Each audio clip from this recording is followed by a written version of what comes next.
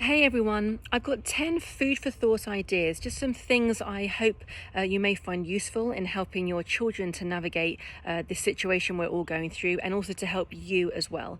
So I've broken it down into two videos just to make it more digestible, but they're both available today and they complement each other. So yeah, if you enjoy this first one, please check out the second one as well. Okay, here we go.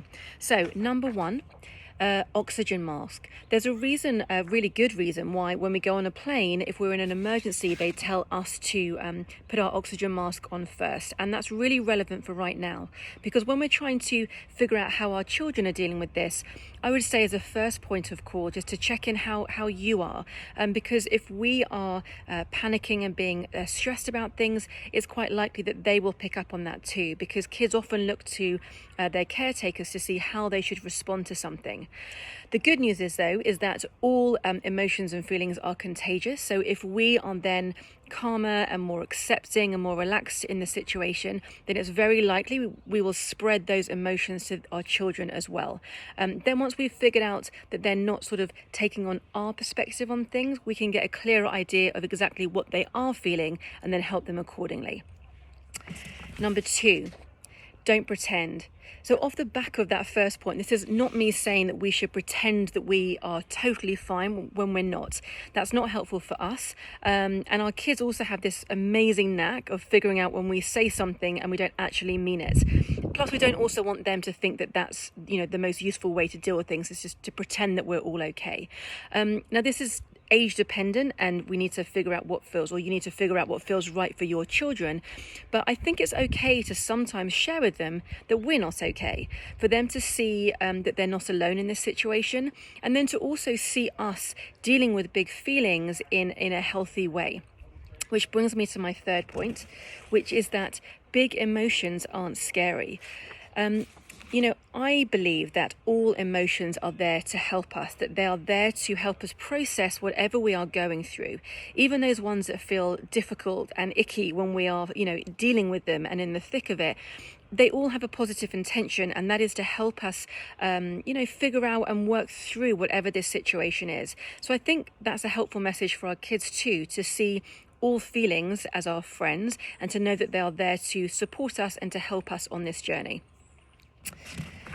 Number four is to remember that everything is temporary, not just this situation that we find ourselves in, but also feelings too. Because when we are really feeling big feelings, they can feel really, really permanent. Same for our kids. When they're in the depth of that, it feels like it's never going to shift. So helping them to remember that, if they are having anxious feelings, that they are not permanent, they are not who they are, that they are just something that they are experiencing at this time. So it kind of helps them get a bit of distance from that feeling, and then to know that it's temporary, that it's not going to last forever. And that can feel like a massive, massive relief. And number five is to validate their feelings. Now, this may resonate with you, but I have a husband who is very, very, very well-meaning. And sometimes when I've gone to him and said, I'm so frustrated about this, that, and the other, he then, in a very helpful way, tries to offer me solutions. And I say, actually, I don't want solutions right now, because then I feel like I have to justify my feelings. I just need to get this off my chest. And I've said this to him so many times now that he does help me in a different way. But I think our kids are the same. And as parents, we want to make things better for our children. We don't want to see them in pain. So we often try and say, it's okay, you're going to be okay, or go and watch some TV, or, this chocolate cake's going to make you feel better, all with the best intention in the world, obviously. But actually, sometimes just letting them feel those really difficult feelings is the most helpful thing for them, because then they can fully process it and come out the other side.